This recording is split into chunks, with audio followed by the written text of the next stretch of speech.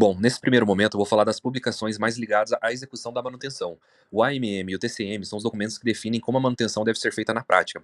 No caso desse acidente, eles já traziam os procedimentos corretos, principalmente de lubrificação do jack screw, que é um componente crítico do estabilizador. O problema é que na prática esses procedimentos não foram seguidos com o rigor necessário, o que acabou permitindo um desgaste progressivo do sistema. O CMM também traz critérios técnicos importantes sobre o componente, como o limite de desgaste, porém ele não tem um papel central na investigação, embora pudesse ter ajudado a identificar o problema com mais antecedência. O NDI envolve métodos de inspeção mais avançados, que permitem identificar falhas sem desmontar tudo. E por fim, o IPC teve um papel mais de apoio, ajudando na identificação das peças, sem influência direta na causa do acidente. Já no segundo slide, entram as publicações mais relacionadas ao planejamento e controle da manutenção. O MRBR define os intervalos de manutenção da aeronave. E aqui está um ponto bem importante: ao longo do tempo, esses intervalos foram ampliados, o que reduziu a frequência de lubrificação do jack screw. Isso contribuiu diretamente para o desgaste excessivo e, consequentemente, a falha do componente. O CPM trata a prevenção de corrosão. Nesse caso, ele não teve relevância significativa, porque o problema não foi corrosão, e sim lubrificação. O WDM, que mostra os diagramas elétricos da aeronave, também não teve impacto na investigação, já que o sistema envolvido era mecânico. Então, de forma geral, esse conjunto mostra que o problema não estava na falta de documentação, mas sim na forma que o planejamento de manutenção foi conduzido ao longo do tempo. Agora nós vamos falar sobre os registros de manutenção. O MGM, Manual Geral de Manutenção, não definia claramente os conteúdos nem os objetivos do treinamento no trabalho, o OJT. Isso impactava o desenvolvimento da equipe de manutenção, gerando falta de competência em algumas tarefas. Segundo o NTSB, o OJT era informal e dependia do critério de cada instrutor. Além disso, não havia estrutura nem definição das disciplinas, nem critérios para a conclusão. Com isso, não havia garantia de que o mecânico realmente estava capacitado. Retorno ao serviço após manutenção.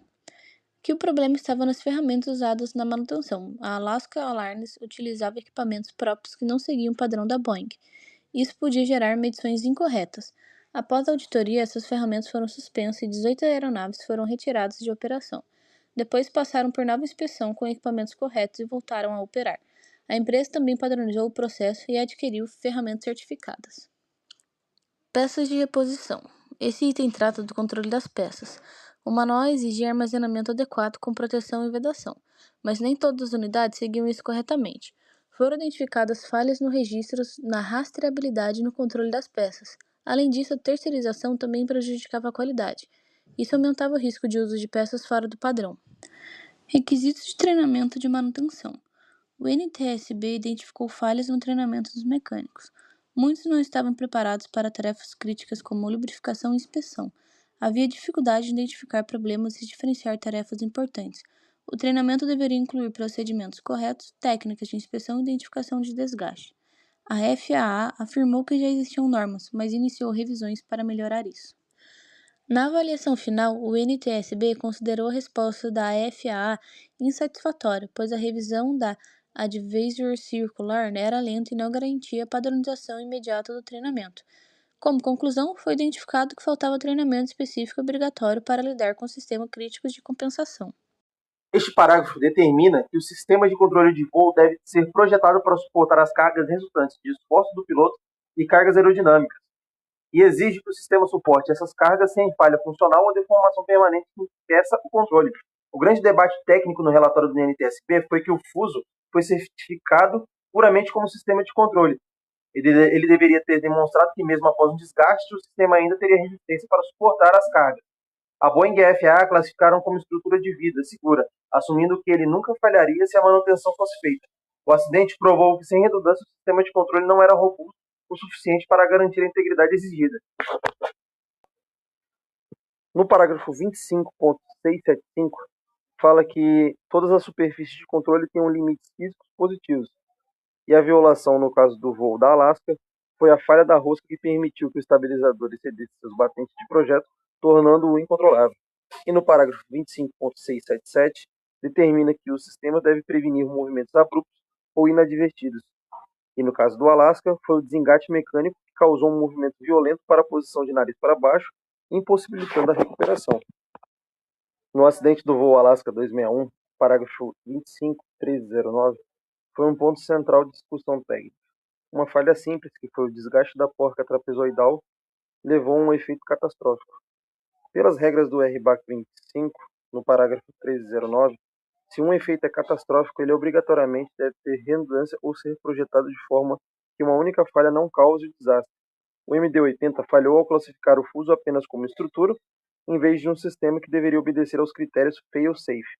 Em resumo, é a regra que impede que um avião caia por causa da falha apenas de um parafuso, cabo ou componente eletrônico, exigindo redundância e probabilidades de falha quase nulas dos sistemas típicos. Analisando a árvore quantitativa e qualitativa das falhas desse acidente, vemos que a falha foi resultado de uma combinação de fatores de manutenção e deficiência de projeto. Na manutenção e inspeção, quanto à extensão dos intervalos de lubrificação de 600 para 2.500 horas de voo foi aprovada pela FAA. No projeto e na certificação, onde o sistema foi classificado como estrutura e não como sistema, que permitiu que o conjunto do fuso fosse um ponto único de falha, e o projeto de rosca dupla, embora estruturalmente robusto, não oferecia proteção contra os desgastes simultâneos. Vemos na tabela abaixo que a probabilidade estimada dos eventos de falha dão aproximadamente 10 elevado a menos 6, que é extremamente mais, como eu posso dizer, baixo do que o estipulado pelo RBAC, que é de 10 elevado a menos 9. Olá, boa noite a todos. Agora vamos abordar o tema de lubrificação. A apresentação tem como foco discorrer sobre os tópicos considerados no relatório do acidente do NTSP e meio à lubrificação do componente. As ferramentas e os equipamentos utilizados para a lubrificação foram a pistola de graxa, utilizada para injetar a graxa, um pincel, uma escova, a graxa lubrificante aplicada tanto pela pistola, tanto manualmente pelo pincel, uma lanterna para iluminar a noite, uma plataforma de manutenção utilizada para permitir que o mecânico chegue ao estabilizador horizontal e um caminhão utilizado como apoio à posição do trabalho quando a manutenção era realizada fora do hangar. Tipos de tarefas de lubrificação. O procedimento para a lubrificação tem como base abrir as portas de acesso, realizar a lubrificação seguindo toda a tabela 1 de cartão de tarefas, aplicando a graxa nas conexões de lubrificação, continua aplicando a graxa até que a graxa antiga seja totalmente expedida ou estrudada, conforme a orientação do manual de manutenção da Boeing, que desenvolveu. Fechar as portas de acesso. E a informação adicional do processo é que o tempo estimado para a execução da tarefa é aproximadamente de 4,5 homens-hora. Esse tempo inclui a remoção e o fechamento dos painéis de acesso. Continuando, essa tabela 1 de tarefas de lubrificação, no qual o mecânico deveria seguir para executar o serviço de lubrificação do eixo do estabilizador horizontal.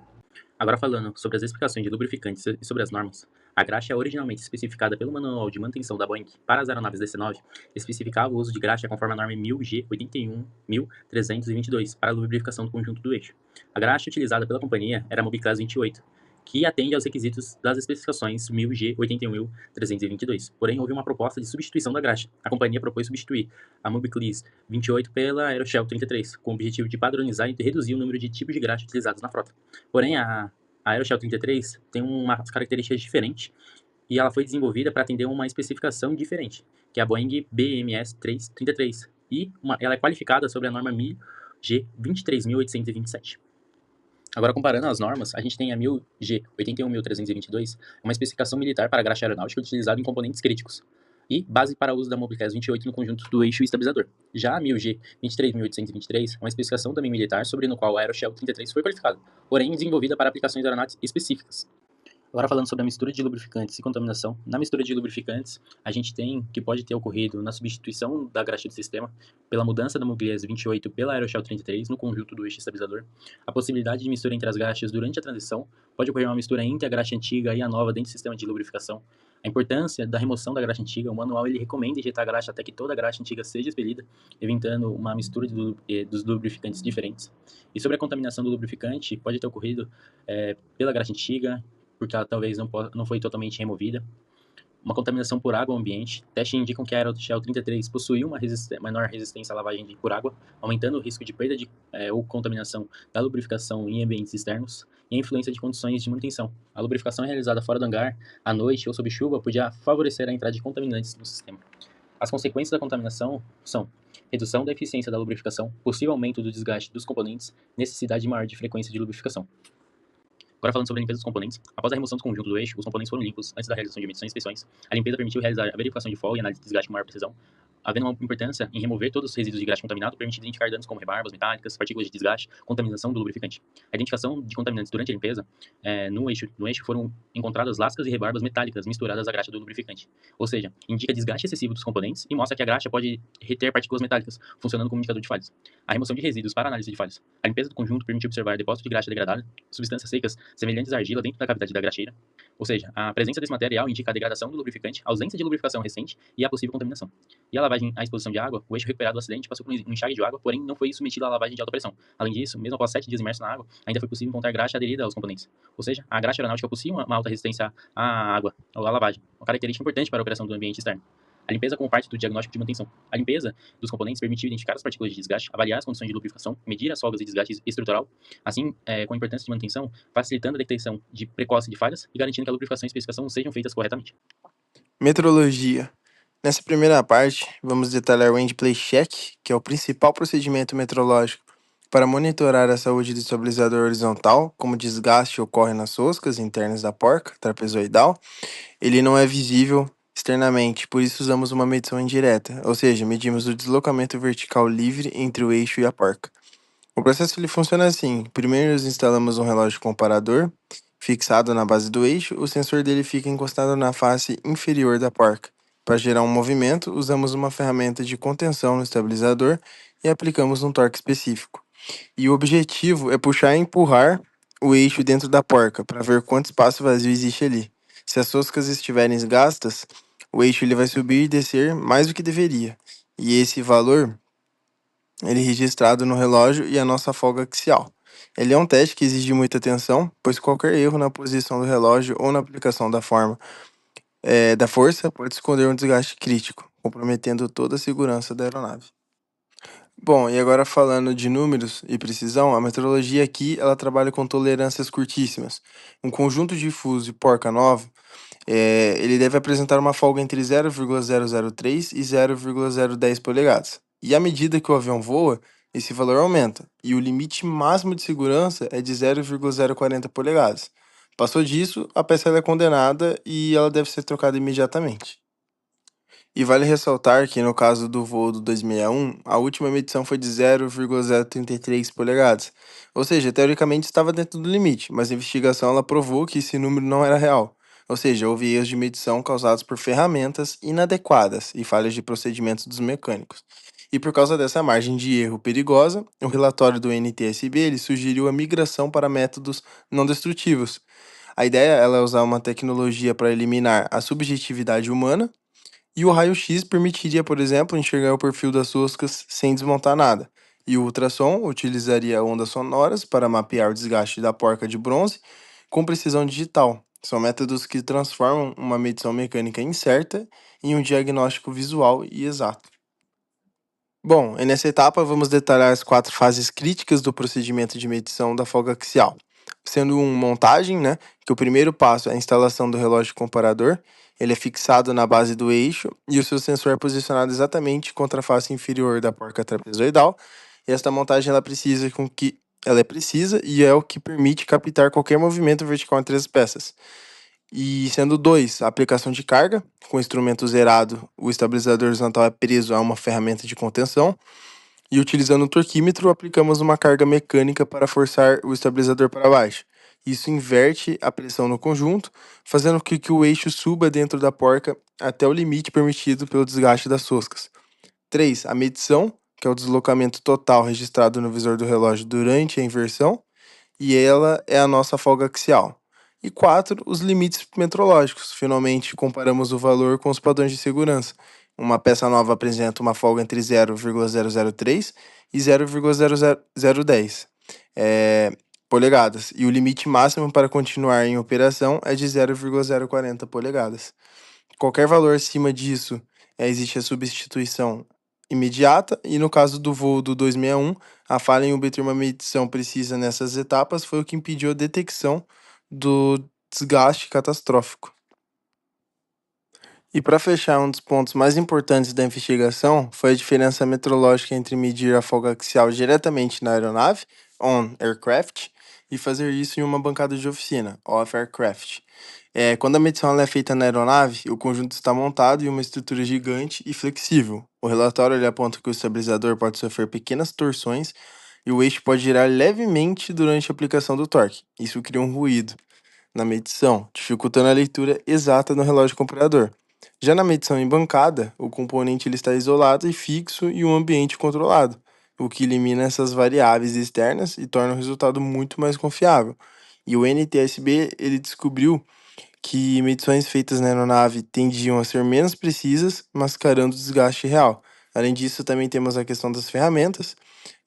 A Alaska Airlines ela usava acessórios de contenção fabricados internamente que não replicavam exatamente a geometria nas ferramentas da Boeing, metrologicamente. E se o suporte na medição é instável, o dado final é inválido.